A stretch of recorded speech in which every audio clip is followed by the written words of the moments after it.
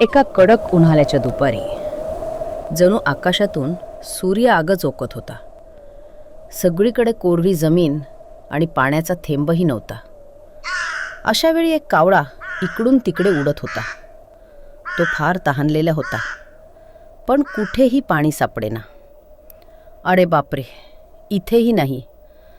खूप तहान लागली आहे, मला पाणी शोधावेच लागेल, असं तो मनातल्या मनात म्हणाला.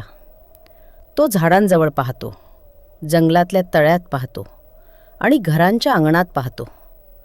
तेवढ्यात त्याला एक माठ दिसला.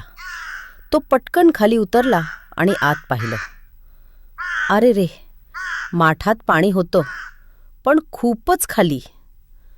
कावळ्यानं मान ताणून पाहिली, पण पाण्यापर्यंत काही पोचेना. क्षणभर तो उदास झाला, पण लगेचच त्याला एक युक्ती सुचली. त्यानं आजूबाजूला पाहिलं आणि त्याला छोटे छोटे दगड दिसले. एक एक दगड टाकूया, असं त्या चतुर कावळ्यानं ठरवलं.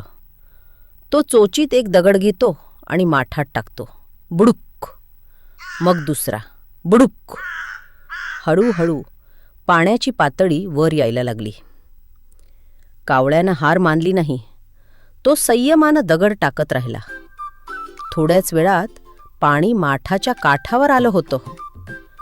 कावळ्यानं मनसोक्त पाणी प्यायलं आणि आनंदानं उडून गेला.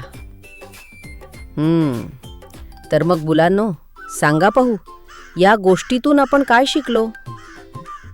बुद्धी आणि संयम असतील तर प्रत्येक अडचणीवर तोडगा काढता येतो.